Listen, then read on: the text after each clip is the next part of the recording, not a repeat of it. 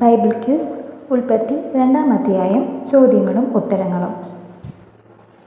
ഒന്നാമത്തെ ചോദ്യം, മനുഷ്യനെ ദൈവം എങ്ങനെ സൃഷ്ടിച്ചു? ഉത്തരം, ഭൂമിയിലെ പൊടിയിൽ നിന്ന്. രണ്ടാമത്തെ ചോദ്യം, ഏദൻ തോട്ടത്തിൽ എത്ര നദികൾ ഉണ്ടായിരുന്നു? ഉത്തരം, 4 നദികൾ. മൂന്നാമത്തെ ചോദ്യം, മനുഷ്യന് ദൈവം ഏത് വൃക്ഷത്തിൻ്റെ ഫലം കഴിക്കരുതെന്ന് കൽപ്പിച്ചു? ഉത്തരം, നന്മയും തിന്മയും അറിയിക്കുന്ന വൃക്ഷം.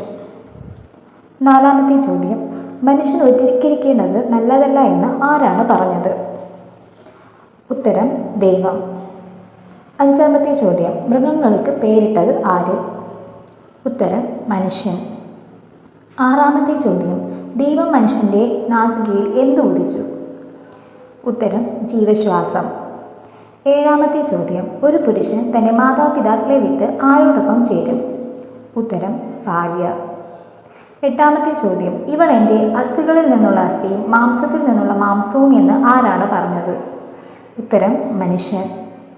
ഒമ്പതാമത്തെ ചോദ്യം, ഏദൻ തോട്ടം ഏത് ദിശയിലാണ് നട്ടത്? ഉത്തരം, കിഴക്ക്. പത്താമത്തെ ചോദ്യം, ഏദൻ തോട്ടത്തിൽ നിന്ന് പുറപ്പെട്ട 4 നദികളുടെ പേരുകൾ. ഉത്തരമറിയാവുന്നവർ കമൻറ്റ് ചെയ്യൂ.